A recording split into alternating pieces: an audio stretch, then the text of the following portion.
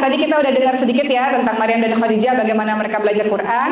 Maka sebelum kita membahas surah Luqman ayat 13 sampai ayat 19 yang akan kita baca sama-sama pada hari ini, izinkan saya orang yang fakir ini menjelaskan kalau kita mau dekat dengan Quran maka caranya ada 5.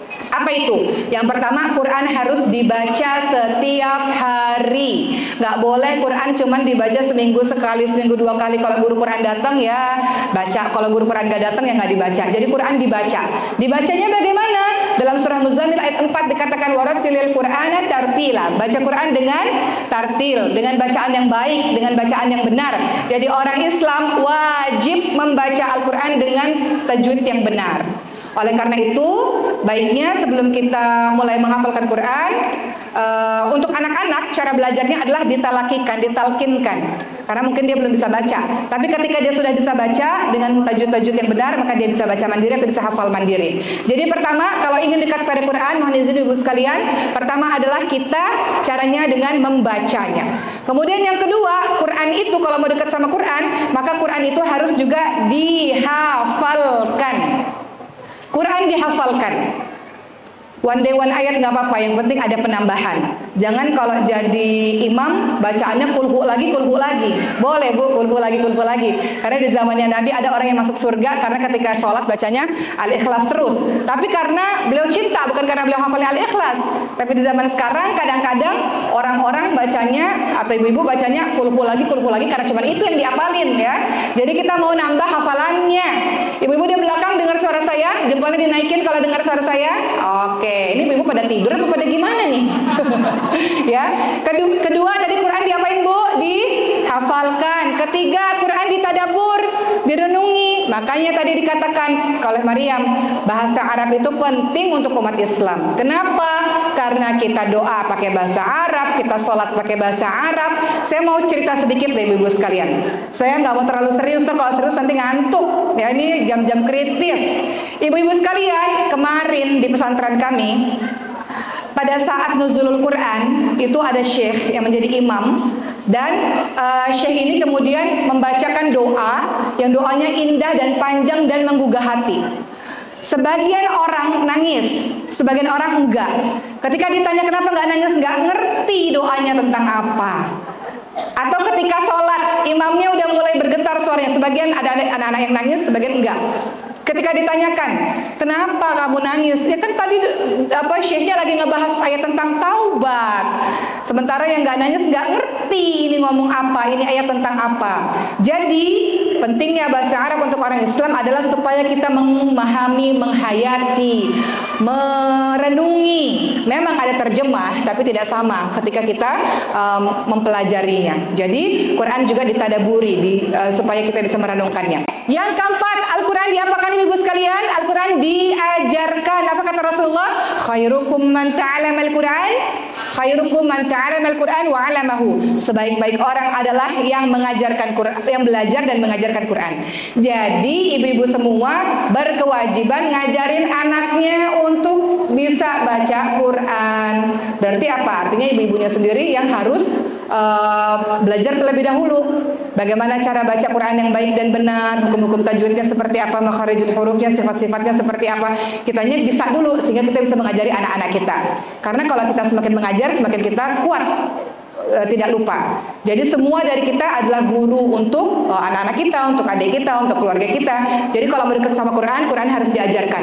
Kelima, Quran diamalkan. Nasihat buat diri saya, apa yang sudah kita pelajari kita amalkan. Bagaimana mungkin ada seorang muslim yang bisa hidup tanpa Al-Quran? Sementara Al-Quran dikatakan Al-Quran sebagai petunjuk. Saya sampai di sini pakai petunjuk jalan. Bagaimana ibu-ibu semua bisa sampai ke surganya Allah kalau nggak pakai petunjuk jalan? Petunjuk jalan kita namanya Quran. Makanya dalam surah Al-Baqarah 185, mari mau baca? Surah Al-Baqarah 185 diterangkan bagaimana bulan suci Ramadan ini adalah bulannya Quran, di mana bulan ini Allah Subhanahu wa taala menurunkan Al-Quran yang menjadi petunjuk bagi kehidupan kita. Silakan Maryam, kita baca dulu surah Al-Baqarah ayat ke-185. Oke. Tafadhali ya Maryam. Ini sampai sini. A'udzu billahi minasyaitonir rajim. Kuat sayang. Bismillahirrahmanirrahim. Syahrul Ramadan alladzi unzila fihi al-Qur'an hudan lin-nas wa bayyinatin minal huda wal furqan. Baik, jadi di sini dijelaskan bahwa Al-Quran sebagai petunjuk bagi kehidupan kita. Bagaimana kita bisa selamat dalam menjalani kehidupan kita kalau kita nggak punya Al-Quran di lisan kita, di hati kita, di pikiran kita, di ingatan kita. Oleh karena itu Al-Quran adalah petunjuk. Fungsi Al-Quran tidak hanya sebagai petunjuk, tapi Al-Quran juga sebagai asyifa, dia sebagai obat. Obat apa? Obat fisik yang sakit, obat hati yang gelisah, obat dari sihir. Ibu-ibu percaya sihir itu ada? Sihir itu nggak harus bekerja sama dengan para dukun, jin dengan para dukun. Tapi hal yang tidak baik bisa menimpa kita hanya dengan pandangan mata seseorang. Oleh karena itu Al-Quran menjadi pelindung bagi diri kita. Ya Maryam, Maryam baca surah Al-Falaq, nanti Uma akan bacakan artinya. Tafadhali ya Maryam. Dan salah satu doa perlindungan yang dianjurkan oleh Rasulullah SAW adalah diantaranya selain surah An-Nas yaitu surah Al-Falaq. Ini penting bagi kita untuk menunjukkan bagaimana Al-Quran kita tidak bisa tinggalkan dalam kehidupan kita karena dia asyifa, dia obat. Obat dari apa? Obat dari berbagai macam kejahatan-kejahatan. Kita baca surah Al-Falaq bersama-sama. Baca bareng-bareng ya Bu. Ngantuk ya? Oke, baca bareng-bareng sama Maryam. Ayo Maryam silahkan. A'udzu billahi minasyaitonir rajim. Bismillahirrahmanirrahim. Qul a'udzu birabbil falaq min syarri ma khalaq wa min syarri ghasiqin idza waqab wa min syarri fil 'uqad wa min syarri hasidin idza hasad. Ini Masya Allah surah Al-Falaq ini Masya Allah teman-teman semua dianjurkan kita bacanya untuk zikir pagi petang ya. Kita lihat dulu artinya Masya Allah. Katakanlah aku berlindung kepada Tuhan yang menguasai subuh dari kejahatan makhluk yang dia ciptakan, dari kejahatan malam apabila gelap gulita, dari kejahatan perempuan-perempuan penyihir, dan dari kejahatan orang yang dengki apabila dia dengki. Memangnya ibu-ibu yakin 100% orang-orang cinta sama kita? Nggak ada orang yang dengki sama kita. Ada orang yang senang, ada orang yang nggak senang sama kita. Ada orang yang suka, ada orang yang benci, ada orang yang dengki. Ada dalam kehidupan kita ada orang-orang yang dengki. Oleh karena itu baca Quran untuk menjadi pelindung bagi diri kita. Salah satunya surah Al-Falaq. Berikutnya saya mau bahas surah Luqman. Kita mulai dulu mendidik anak itu banyak ya teman-teman semua dalam Al-Quran dibahas. Di antaranya ada surah As-Saffat ayat ke 100 sampai ke 111. Itu ayatnya Nabi Ibrahim alaihissalam yang mendidik Ismail alaihissalam. Atau kalau teman-teman mau lihat bagaimana cara ibunda Siti Maryam mendidik Siti Maryam, ada dalam surah Ali Imran ayat 35 sampai 37. Atau kalau teman-teman mau lihat pendidikannya ala Luqmanul Hakim, orang yang bijaksana, yang namanya diabadikan di dalam Quran, surah ke-31, kita bahas pada hari ini. Jadi sebelum kita ngajarin anak-anak kita yang lain-lain, ternyata pertama kali yang harus kita ajarkan pada anak-anak kita adalah perkara tauhid. Allah Subhanahu wa taala berfirman dalam surah Luqman ayat 13. Baca bareng-bareng ya Bu. Luqman ayat 13 bersama dengan Maryam. Tafadhali ya Maryam. A'udzu billahi minasyaitonir rajim. Bismillahirrahmanirrahim. Wa idh qala Luqmanu libnihi wa huwa ya'iduhu ya bunayya La tusyrik billah inna syirka la zulmun azim. Naam. Dalam surah Luqman ayat 13 dikatakan Masya Allah, ya bunaya, wahai anakku sayang. Nah ibu-ibu kalau manggil anak-anaknya apa nih? Ya harus ada panggilan-panggilan yang mesra, panggilan-panggilan yang manis. Wahai anakku sayang, la tusyrik billah inna syirka la zulmun azim. Jangan menyekutukan Allah karena menyekutukan Allah sebuah kezaliman yang besar. Pertanyaannya, gimana sih ngajarin tauhid kepada anak-anak kita? Maryam, mau tanya sama Maryam. Maryam bisa hafal Quran, siapa yang ngasih Maryam kemampuan dan kecerdasan untuk bisa hafalin Quran? Siapa? Allah. Uma hanya perantara untuk mengajarkan Maryam. Oke? Maryam, dulu Maryam pernah bilang waktu kecil, Uma, nilai Maryam di sekolah bagus. Iya, Maryam berusaha. Tapi siapa yang mengizinkan Maryam, yang buat Maryam bisa pinter pelajaran tersebut? Siapa? Yang buat Maryam paham pelajaran tersebut siapa? Allah. Siapa nak?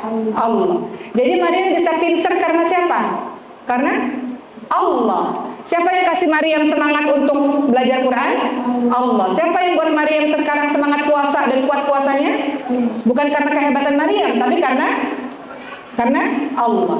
Maryam, kalau Maryam minta sesuatu, mintanya sama siapa? Sama Allah dulu, ya kan? Kalau Maryam sakit, Maryam minta sembuhnya sama dokter apa sama Allah? Sama Allah, lewat perantara dokter. Jadi Allah dulu. Akrabkan telinga anak-anak kita dengan Allah, maka itu bagian pembelajaran tauhid.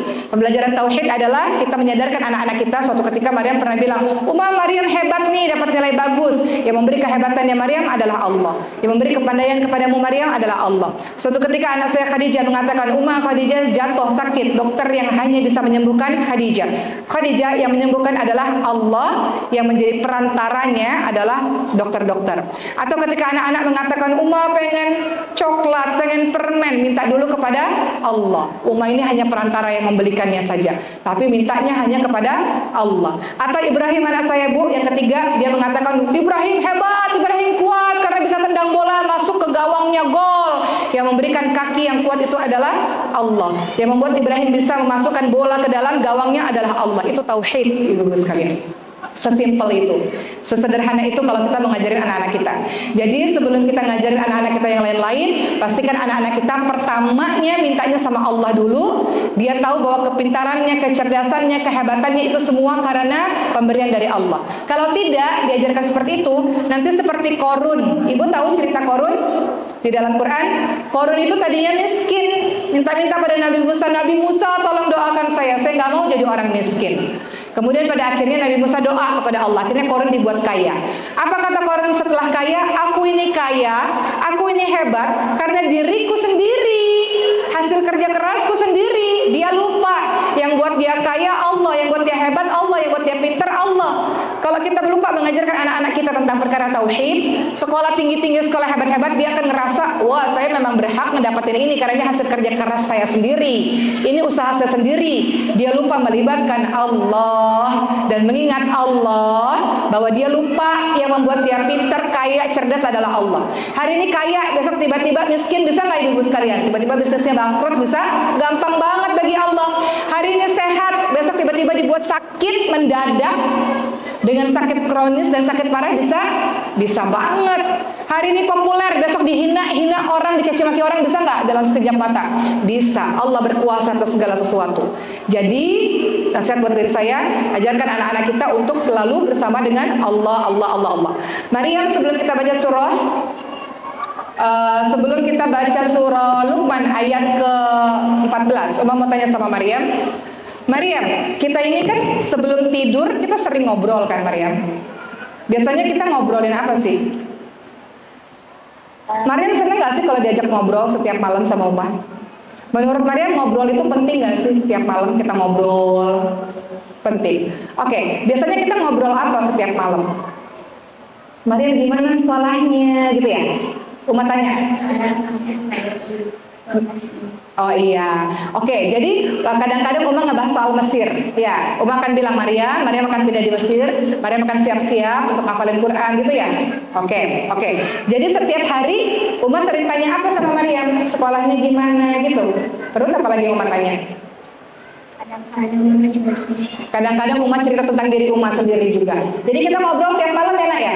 Oke. Terus sebelum tidur itu kan biasanya Uma sering cerita kisah-kisah kan? Kisah-kisahnya banyak nggak yang Uma ceritain? Beda-beda nggak tiap hari? Beda-beda. Kalau Uma ngulang-ngulang, Maryam bosan ya? Uma pernah ngulang cerita sampai 3 kali. Jadi Bu, saya mau cerita. Salah satu satu ritual yang kami lakukan sebelum tidur bersama dengan anak-anak adalah ngobrol. Bagi saya itu adalah quality time, golden time saya untuk bersama dengan anak-anak. Dalam obrolan itu, biasa kita sebutnya pillow talk. Dalam obrolan itu kita akan ngobrol. Mariam seharian gimana, sekolahnya gimana, teman-temannya gimana, gurunya gimana, pelajarannya gimana. Pun saya akan cerita, hari ini Uma ceramah di sini, Uma pergi ke sini, Uma pergi ke sana, kita cerita satu sama lain. Dan pada saat bercerita itulah biasanya saya ngikutin pola pendidikannya orang tuanya Muhammad Al-Fatih yang membebaskan Konstantinopel.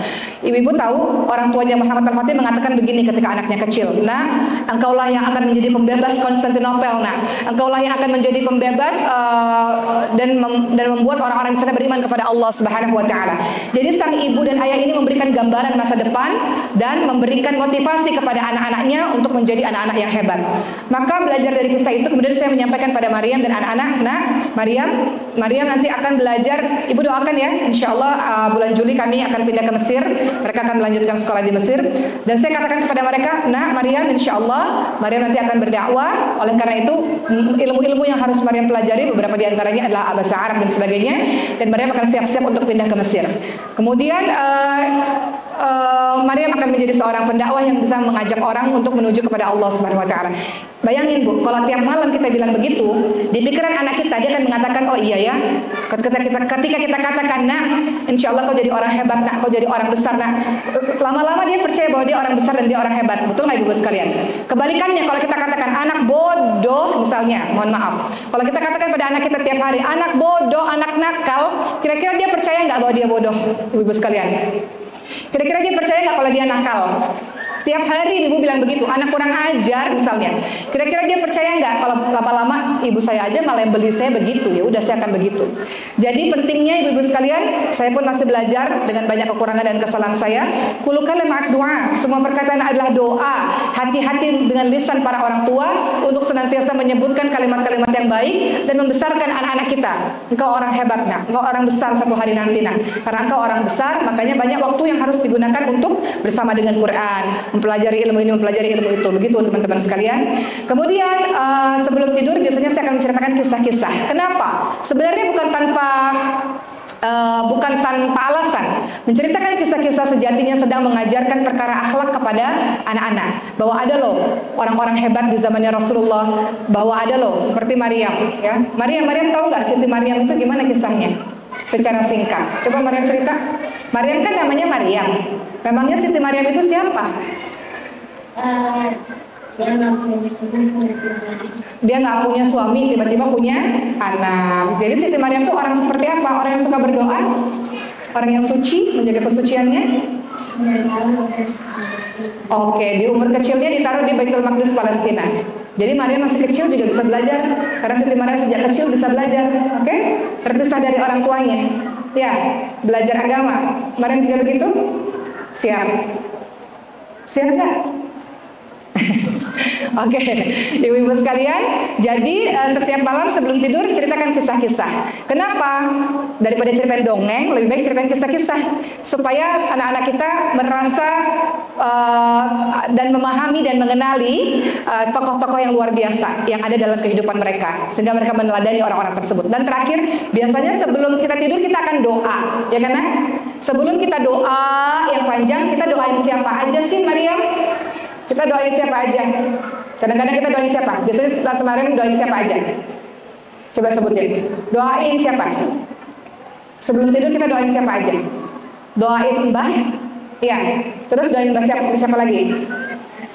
Mbah Kakung maksudnya. Mbah Kakung ya, yang udah meninggal ya. Oke. Terus doain siapa lagi? Doain tante-tante nggak? Tante Ricis, Bunda Sini doain. Oke, dan Maryam berdoa supaya Allah mudahkan Maryam ke Mesir. Maryam doain Umma Baba juga. Oke, kita doanya bareng-bareng, semua anak dengar ya? Doanya bareng-bareng ya? Oke. Kemudian kita doa apa lagi? Ya Allah, semoga Maryam, gimana doanya? Semoga yang kenceng nak? semoga Maryam semoga Maryam jadi apa? jadi ustazah. Ya Allah, semoga Maryam jadi ustazah. Ketika Maryam doa begitu, adik-adiknya dengar? Adik-adiknya juga kayak gini ya tangannya ya. Oke. Kemudian doa apa lagi? Ya Allah, semoga Khadijah Khadijah katanya mau jadi apa? Kalau Khadijah, Bu, ya Allah, Khadijah mau jadi orang kaya, ya Allah, itu doanya, Bu. Terus saya tambahin, jadi orang kaya yang dermawan, bisa bangun masjid, bisa bangun pesantren, gitu ya, doa kita enak ya. Karena Khadijah mau jadi orang kaya, jadi pengusaha, oke. Kalau Ibrahim, kita doain apa? Bareng-bareng, ya Allah. Ya Allah, Ibrahim Jadi? menjadi presiden. Oke, jadi presiden ya Allah, jadi presiden yang adil ya Allah, gitu ya doanya ya. Oke, jadi kita mendoakan anggota keluarga semuanya. Baru setelah itu kita tidur, ya dengan doa-doa tidur dan kita tidur. Ibu-ibu sekalian, mohon izin. Doa juga sangat penting. Bayangkan kalau tiap hari kita mengatakan ya Allah, jadikanlah Maryam anak yang baik ya Allah, jadikanlah anakku ini anak yang salehah ya Allah, jadikanlah anakku ini anak yang cinta Quran ya Allah, dan seluruh anggota keluarga mendengar tiap hari, lama-lama dia akan percaya bahwa dia seperti itu. Ya enggak teman-teman semua? Secara alam bawah sadar dia akan percaya bahwa dia seperti itu karena saking tiap harinya kita mengatakan demikian. Jadi ritual itu yang ibu-ibu, saya yakin sebagian ibu-ibu sudah melakukannya ataupun ada ritual-ritual lain silahkan, tapi itu menjadi semakin penting untuk kita istiqomah melakukannya. Mungkin sebagian dari kita ibu-ibu yang sibuk, yang nggak 24 jam di rumah, tapi ada waktu luang yang kita luangkan bagi anak-anak kita untuk kita ngobrol dan berdoa bareng-bareng. Kita